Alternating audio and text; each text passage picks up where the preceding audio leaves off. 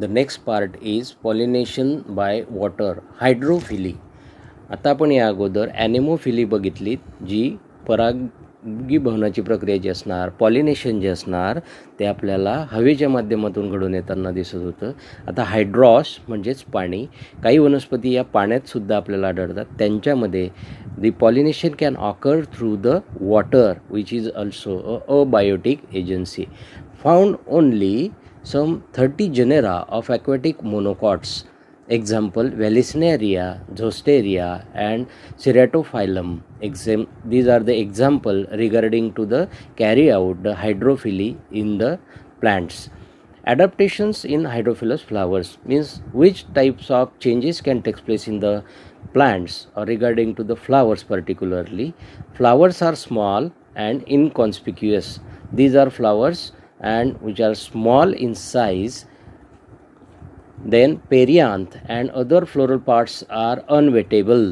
यांच्यामध्ये पाकळ्या ज्या असतील त्या पाकळ्यांप्रमाणे असणारे जे भाग आहेत त्या भागांमध्ये आपल्याला कोणत्याही प्रकारे ओलं होण्याची प्रक्रिया दिसून येत नाही, कारण त्या पद्धतीने त्याची रचना झालेली असते.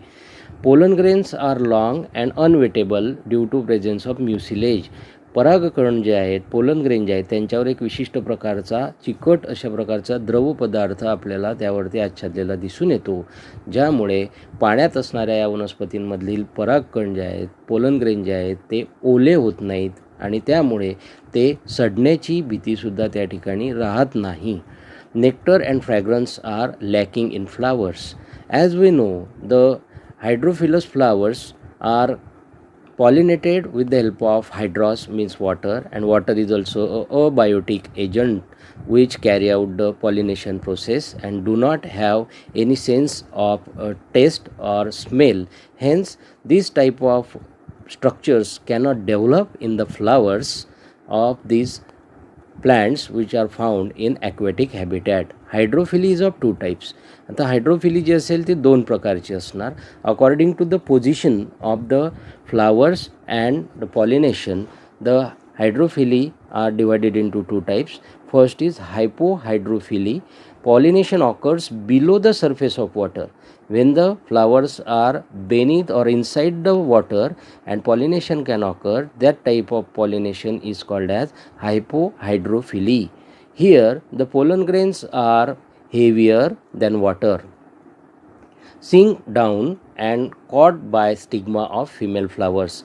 In this type of plants, the female flowers are present inside the water and these pollen grains can heavier, and due to that heavy pollen grains they sink, means they move toward the bottom and easily caught by the female flowers. In Zostera sea grass, the pollen grains are long, ribbon like and without exine. झोस्टेरा नावाच्या वनस्पतीमध्ये pollen grain जे असतील ते लांब असतील, रिबनसारखे म्हणजेच फितीप्रमाणे असणार आणि त्यांच्यावर कोणत्याही प्रकारचं एक्झाईन आपल्याला दिसून येत नाही. दुसरा प्रकार जो आहे तो म्हणजेच epihydrophily. The pollen grains float on the water surface and reach the stigma of female flower. परागकण जे असतील हे पाण्याच्या पृष्ठभागावरून वाहत जाऊन ते फिमेल फ्लावरच्या कुक्षिरुंतावर म्हणजेच स्टिग्मावरती आपल्याला पडलेले दिसून येतात. Vallisneria is a submerged dioecious fresh water aquatic plant in which female flowers reach the water surface temporarily. या प्रकारच्या वनस्पतींमध्ये काही काळापुरतं फक्त वनस्पतींमधील फिमेल फ्लावर जे असेल ते फिमेल फ्लावर आपल्याला सरफेसपर्यंत म्हणजेच पृष्ठभागावर आलेलं दिसून येतं. Ensure the pollination and male flowers float on the surface of water. त्यातले जे मेल फ्लावर्स असतील ते मेल फ्लावर्स त्या पाण्याच्या पृष्ठभागावरच तरंगत असल्याने त्यातले परागकण जे आहेत ते त्या पाण्याच्या पृष्ठभागावरून वाहवत जाऊन या वनस्पतीच्या फिमेल फ्लावरच्या स्टिग्मावरती पडताना आपल्याला दिसून येतात. Specific gravity of pollen grains is equal to that of water. त्यांच्यामधील जी गुरुत्वाकर्षण शक्ती असणार ती पाण्याच्या सरफेसमध्ये तेवढीच असणार. त्यामुळे ते पाण्यामध्ये न बुडताना, खाली न बॉटमला जाताना ते आपल्याला वरच्या सरफेसमध्येच वाहून जाताना दिसून येतात. That is way that float on surface of water.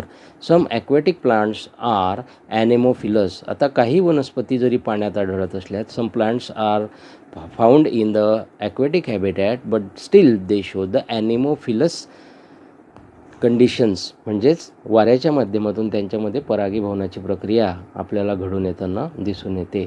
पेंटॅमोगेटॉन. आता त्या ठिकाणी पोटॅमोगेटॉन नावाची जी वनस्पती असेल किंवा हायलोगॅरिस नावाची जी वनस्पती असेल, यांच्यामध्ये आपल्याला त्या पद्धतीचे ॲनेमोफिलस असे स्ट्रक्चर जे आहे ते डेव्हलप झालेले दिसून येतात.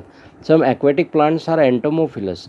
काही वनस्पती या पाण्यात जरी राहत असल्या, पाण वनस्पती जरी असल्या, तरी त्यांच्यामध्ये एंटेमोफिलस म्हणजेच इन्सेक्टच्या माध्यमातून म्हणजे कीटकांच्या माध्यमातून परागीभवन जे आहे ते घडून येताना दिसतं. उदाहरणार्थ लोटस, वॉटर हायसिंथ आणि water lily.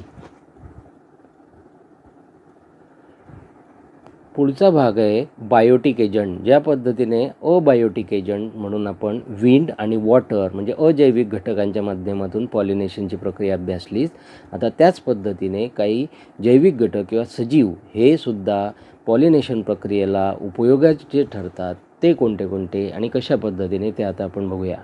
It includes the living agents.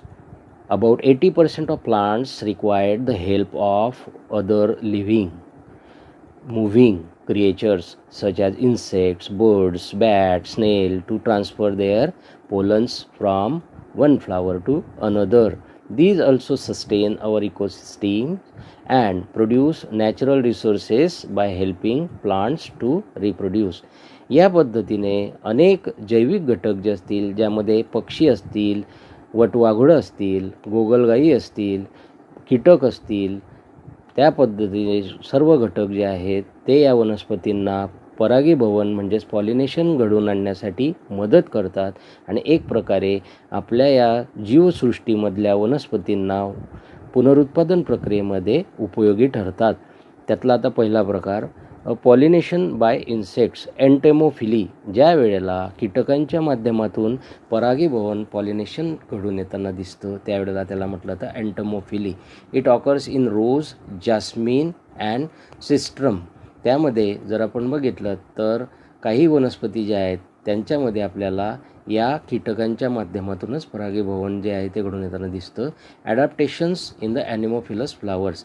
मग यामध्ये कोणकोणते बदल असणार? They are large, showy and often brightly coloured. The flowers are large. Flowers are large, showy, they are attractive and brightly colored.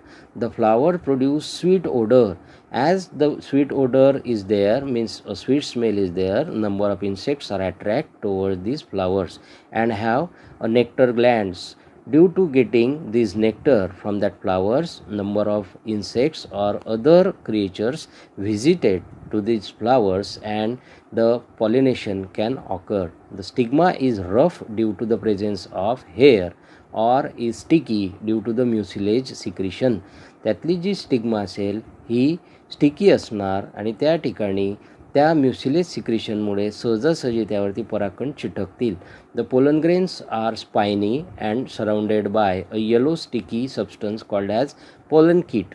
Pollen kit नावाच्या सबस्टन्सने यातले परागकण जे आहेत या प्रकारच्या फुलांमधले परागकण हे चिटकण्यासाठी त्या पद्धतीने सक्षम असतात आणि जेणेकरून ते स्टिग्मावरती चिटकल्यावर त्या ठिकाणी पॉलिनेशनची प्रक्रिया घडून येते. Some plants have a special adaptations for the insect visitor to help in cross pollination. Example, lever mechanism or turnpipe mechanism in salvia.